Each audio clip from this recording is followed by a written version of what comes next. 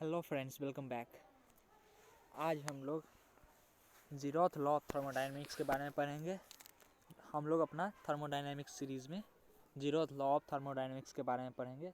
और zeroth law of thermodynamics में हम लोग थर्मोडायनेमिक लॉ पढ़ेंगे और उसके साथ साथ जो टेम्परेचर मेजरमेंट होता है, टेम्परेचर स्केल होता है, टेम्परेचर कैसे मेजर किया जाता है, उसको भी कंटिन्यू करेंगे। ठीक है, तो यहाँ पे ज़ीरोथ लॉ को समझने से पहले हमको तीन बॉडी को समझना पड़ेगा। सपोज दैट हमारे पास एक बॉडी है ए, इसका नाम है ए, एक बॉडी है बी, एक बॉडी है सी, और बीच में एक इंसुलेटिंग मटेरियल ऐसा रखा हुआ है जो कि तीनों बॉडी को एक दूसरे से सेपरेट करता है। ठीक है, और शुरुआती कंडीशन में स्टार्टिंग कंडीशन में जो टेम्परेचर होगा ए का उसका टी ए नाम दिए, बी का उसको टी बी नाम दिए और सी का उसको टी सी नाम दिए। ठीक है, और भी बॉडी ए और बी के पास और भी कोई प्रॉपर्टी होगा, उस प्रॉपर्टी का नाम दे दिए property A and property X and property Y, मतलब प्रॉपर्टी एक्स ऑफ ए और प्रॉपर्टी वाई ऑफ ए। उसी तरीक़ा से property X of C, property Y of C, property X of B, property Y of B. ठीक है, I hope इतना समझ में आया हो। तो हम लोग क्या किए हैं, हम लोग कुछ नहीं किए हैं। ज़ीरोथ लॉ को समझने के लिए हम लोग सबसे पहला काम जो किए हैं वो किए हैं, तीन बॉडी लिए हैं और तीनों को एक दूसरे से सेपरेट किए हैं इंसुलेटिंग मटेरियल के मदद से, और तीनों का नेमिंग किए हैं। अब क्या हुआ, इसके बाद हम लोग बॉडी बी और बॉडी सी को अलग रखे हुए हैं, लेकिन बॉडी ए को बॉडी बी और बॉडी सी के साथ कांटेक्ट में लाए हैं। ध्यान से समझिएगा, इंसुलेटिंग मटेरियल जो है, इंसुलेटिंग बॉडी जो है, body A, body B and body C के बीच अभी भी है, लेकिन बॉडी ए और बॉडी बी, फिर बॉडी सी और बॉडी ए एक दूसरे के साथ टच में आ गया, एक दूसरे के साथ कांटेक्ट में आ गया। उसके बाद क्या हुआ, थोड़े समय बाद जब थोड़ा समय बीत गया तो इसका टेम्परेचर बदल के, टी ए वाले का टेम्परेचर बदल के कुछ टी कैपिटल ए हो गया, फिर टी स्मॉल सी वाले का टेम्परेचर बदल के टी कैपिटल सी हो गया, और टी स्मॉल बी वाले का टेम्परेचर बदल के टी कैपिटल बी हो गया। और जब इसको हम लोग ऑब्जर्व किए, इसको जब हम लोग नापें इसको जब हम लोग देखें थर्मोमीटर की मदद से, चाहे किसी की मदद से, तो हम लोग को एक चीज़ पता चला। अभी तक हम लोग थर्मोमीटर के बारे में नहीं जानते थे, जब इसको हम छू के देखें, जब हमको पता चला, तो क्या पता चला, सबसे मोस्ट इम्पोर्टेंट पॉइंट ये पता चला कि, फिर से मैं बता रहा हूँ क्या क्या हुआ, क्योंकि कन्फ्यूज़न वाला चीज़ है, कन्फ्यूज़न थोड़ा सा भी नहीं होना चाहिए।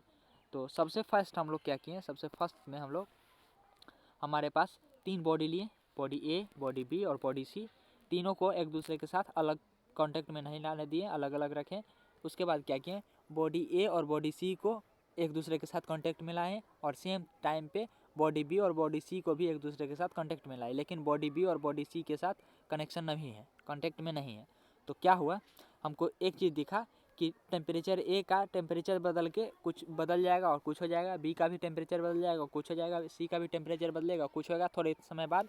और जो कुछ वो टेम्परेचर हो रहा है, वो नथिंग बट एक चीज़ हम लोग को दिखा कि टेम्परेचर बी, ए का और बी का बराबर हो गया। सही बात है, ऑब्वियस बात है, टेम्परेचर ए और बी का एक दूसरे के साथ बराबर होगा ही होगा थोड़े समय बाद। फिर क्या देखें, टेम्परेचर सी का और ए का भी बराबर हो गया, वो भी ऑब्वियस बात है, टेम्परेचर सी और बी का भी बराबर हो जाएगा। लेकिन हमको एक चीज़ और मोस्ट इम्पोर्टेंट बात ये पता चला कि टेम्परेचर ए और टेम्परेचर बी, मतलब टेम्परेचर सी और टेम्परेचर बी भी, मतलब बॉडी का टेम्परेचर, जो बॉडी बी था उसका टेम्परेचर और बॉडी सी था उसका फाइनल टेम्परेचर भी एक दूसरे के साथ बराबर हो गया। इसका क्या मतलब है, हम लोग तो दोनों को कांटेक्ट में नहीं लाए थे, दोनों के बीच में अभी भी इंसुलेटिंग मटेरियल रखा हुआ है, फिर भी ऐसा कैसे हो गया। तो ये तो कॉमन सेंस वाला बात है कि अगर एक भी बॉडी एक दूसरे के साथ कॉमन में है, मतलब ये बॉडी, ध्यान से समझिएगा, बॉडी ए और बॉडी सी अगर एक दूसरे के साथ कांटेक्ट में है, at the same time body B और बॉडी सी भी एक दूसरे के साथ कांटेक्ट में है, तो ऑब्वियस बात है तीनों का टेम्परेचर बराबर हो जाएगा। इसी कॉन्सेप्ट का यूज़ करेंगे हम लोग थर्मोडायनामिक्स के में थर्मोमीटर बनाने के लिए। आई होप आपको ये चीज़ समझ में आया हो कि हम लोग इंसुलेटिंग मटेरियल डाले हुए हैं बॉडी बी और बॉडी सी के बीच में, फिर भी देखिए बॉडी सी और बॉडी बी का टेम्परेचर इक्वल हो गया, बराबर हो गया। इसका क्या मतलब है? इसका मतलब यही है कि हमारे पास, इसी को हम लोग बोलते हैं जीरोथ लॉ ऑफ थर्मोडायनेमिक्स, इसी को हम लोग बोलते हैं zeroth law of thermodynamics. Zeroth law of thermodynamics बोलता है अगर हमारे पास 3 बॉडी है, तीनों अगर अलग अलग टेम्परेचर पे है, तीनों अगर अलग अलग है, और जब किसी भी 2 बॉडी को एक दूसरे के साथ कांटेक्ट में लाते हैं और तीसरा को सेपरेट रखते हैं, तो क्या होता है, हम लोग थोड़ा समय बाद पाते हैं कि तीनों का टेम्परेचर बराबर हो जाता है, थर्मल इक्विलिब्रियम में आ जाता है। ये तीनों का टेम्परेचर बराबर हो जाता है, थर्मल इक्विलिब्रियम में आ जाता है। हम लोग पहले पढ़ चुके हैं थर्मल इक्विलिब्रियम क्या होता है। थर्मल इक्विलिब्रियम एक ऐसा कंडीशन है जिसमें सब बॉडी का टेम्परेचर हमें बराबर हो जाता है। सब बॉडी, जितना भी बॉडी है हमारे पास, सारा जितना भी सिस्टम है हमारे पास, सिस्टम के अंदर जितना भी बॉडी है, सभी पॉइंट पे जो हमारा टेम्परेचर है वो इक्वल हो जाएगा, बराबर हो जाएगा। तो उस कंडीशन को हम लोग थर्मल इक्विलिब्रियम बोलते हैं। ठीक है, तो हमारे पास जीरोथ लॉ यही बोलता है। मैं भाषा में नहीं लिखा हूँ, मैं उसको वर्ड बना के नहीं लिखा हूँ, समझाया हूँ डायरेक्ट कि जीरोथ लॉ बोलता है अगर हमारे पास 3 बॉडी है, body A, body B and body C, और हम लोग बॉडी ए और बॉडी बी के साथ, फिर बॉडी सी और बॉडी ए के साथ एक दूसरे को कांटेक्ट में एट द सेम टाइम लाते हैं, लेकिन बॉडी बी और बॉडी सी को कांटेक्ट में नहीं लाते हैं, तो हम लोग थोड़े समय बाद पाते हैं कि हमारा टेम्परेचर जो है, जो तीनों बॉडी है, तीनों बॉडी का टेम्परेचर सेम हो जाएगा। और हम लोग ये भी जानते हैं कि ये तो ऑब्वियस बात है भाई, ये कॉमन सेंस का बात है, तीनों बराबर होगा ही होगा। लेकिन फिजिक्स क्या है, मैथमेटिक्स क्या है, बायोलॉजी क्या है, केमिस्ट्री क्या है, सब नियम पे आधारित है। हम लोग एक पॉइंट भी इधर से उधर खसकाते हैं, मान के चलिए, फिर हम लोग मैकेनिक्स में क्या करते हैं, प्रिंसिपल ऑफ ट्रांसमिसिबिलिटी से ये फोर्स को यहाँ पे उठा के ले आते हैं, और ये मैग्नीट्यूड और डायरेक्शन सेम रख के फोर्स का ट्रांसमिशन यहाँ से यहाँ तक लैटरल शिफ्ट करवाते हैं। तो ऐसा क्यों करते हैं? ऐसा हम लोग इसलिए करते हैं क्योंकि एक नियम बनाया गया है। तो उसी तरीक़ा से कोई भी चीज़ जो है, कोई भी चीज़ जो मैकेनिक्स में है, फिजिक्स में है, वो छोटा से छोटा चीज़ और बड़ा से बड़ा चीज़ बिना नियम का, बिना एक लॉ का नहीं होता है, नहीं वैलिड होता है। तो इसीलिए हम इसको जीरोथ लॉ बना दिए, नियम बना दिए। तो ठीक है, समझ में आया होगा। अब क्या है, ये जो तीसरा बॉडी है ना, ये जो तीसरा बॉडी आपको दिख रहा है, एक मिनट, ये जो थर्ड बॉडी आपको दिख रहा है, इसी थर्ड बॉडी को हम लोग आगे चल के थर्मोमीटर बोलेंगे। थर्मोमीटर बोलते भी हैं, अभी भी बोलेंगे हम लोग। इसी बॉडी ए जो है, इसी को हम लोग थर्मोमीटर बोलेंगे। Body A is known as thermometer, अभी हम लोग आगे भी पढ़ेंगे। तो सबसे पहला पॉइंट जो है, टेम्परेचर मेजरमेंट जो है एक आर्बिट्री है। टेम्परेचर जो हम लोग मेज़र करते हैं एक आर्बिट्री चीज़ है वो।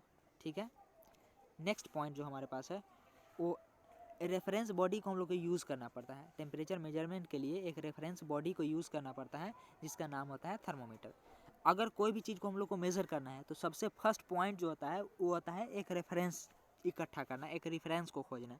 जैसे अगर हम यहाँ से यहाँ तक का लेंथ नापना चाहते हैं, तो हम एक स्केल लाते हैं, और उस स्केल को ही हम लोग रेफरेंस बोलते हैं, और यहाँ से हम लोग रेफरेंस से स्टार्ट करते हैं, 1 2 3 गिनते हैं कि कितना मीटर हुआ। उसी तरीक़ा से जब हम लोग टेम्परेचर मेजरमेंट करते हैं, तो एक रेफरेंस बॉडी का ज़रूरत पड़ता है, जिसको हम लोग थर्मोमीटर बोलते हैं। तो यही हमारे पास रेफरेंस बॉडी है, ये जो है हमारे पास, ये रेफरेंस बॉडी है थर्मोमीटर।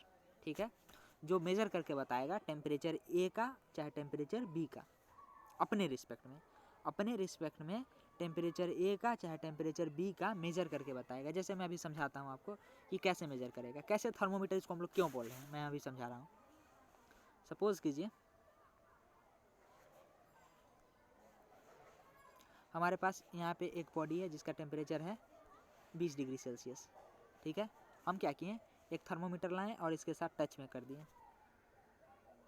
थर्मोमीटर बहुत पतला होता है, बहुत छोटा होता है, तो क्या करेगा, अब क्या करेगा, टेम्परेचर जो है, मतलब ट्रांसफ़र, हीट जो है, हीट का ट्रांसफ़र ये इस बॉडी से थर्मोमीटर में स्टार्ट हो जाएगा। हीट का ट्रांसफ़र, ये हीट जो है ट्रांसफ़र होने लगेगा हमारे पास जो 20 डिग्री सेल्सियस वाला बॉडी है उसे थर्मोमीटर में। अब थर्मोमीटर में ट्रांसफ़र होना स्टार्ट हो जाएगा, और तब तक ट्रांसफ़र होते रहेगा जब तक कि दोनों का टेम्परेचर बराबर ना हो जाए। तो अगर सपोज़ कीजिए जो बॉडी हमारे पास, ये बॉडी है जो हमारे पास 20 डिग्री सेल्सियस वाला बॉडी जो है वो बहुत ज़्यादा बड़ा है, और हमारे पास जो टेम्परेचर थर्मोमीटर होता है वो कितना छोटा होता है, बहुत छोटा होता है। तो एनर्जी का ट्रांसफ़र तब तक होते रहेगा जब तक टेम्परेचर जो है थर्मोमीटर का 20 डिग्री ना पहुंच जाए। 20 डिग्री ना पहुंच के 19.8 डिग्री तक हो जाएगा, चाहे 19.9 डिग्री तक हो जाएगा। बहुत कम डिफरेंस है, 20 डिग्री से बहुत कम डिफरेंस है। तो आई होप आपको समझ में आ गया होगा। तब हम लोग टेम्परेचर इस बॉडी का मेजर कर लेते कि वो इस बॉडी का टेम्परेचर 20 डिग्री सेल्सियस है।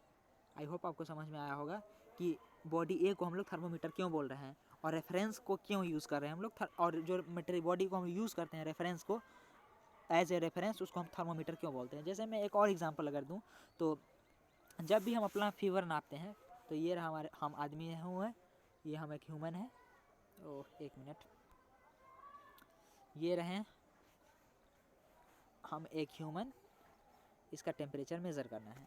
तो टेम्परेचर मेज़र करना है तो ये क्या करेगा, एक थर्मोमीटर लाएगा और एक थर्मोमीटर ला के अपने, माफ़ कीजिए, एक थर्मोमीटर ला के ये अपने किसी भी एक पर्टिकुलर पॉइंट पर टच कराएगा। तो क्या होगा, सपोज़ कीजिए इस बॉडी का, इस ह्यूमन का टेम्परेचर है वो है 38 डिग्री सेल्सियस। इस ह्यूमन का टेम्परेचर जो है 38 डिग्री सेल्सियस है। तो क्या होगा, बॉडी का टेम्परेचर 38 डिग्री सेल्सियस और हमारे पास जो थर्मोमीटर है उसका टेम्परेचर 0 डिग्री सेल्सियस।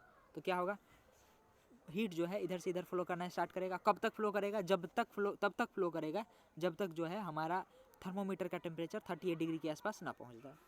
और ऑब्वियस बात है कुछ तो लॉसेस होंगे। तो ये 38 डिग्री जो हमारा थर्मोमीटर है वो 38 डिग्री ना दिखा के 37 डिग्री दिखाएगा, 37.9 डिग्री दिखाएगा, 37.8 डिग्री दिखाएगा, लेकिन 38 के आसपास दिखाएगा। तो इस प्रकार से हम लोग थर्मोमीटर को as a reference body use करते हैं ताकि हम किसी भी मटेरियल का, किसी भी बॉडी का टेम्परेचर नाप सकें। आई होप आपको समझ में आया हो। इसके बाद आगे क्या लिखा हुआ है,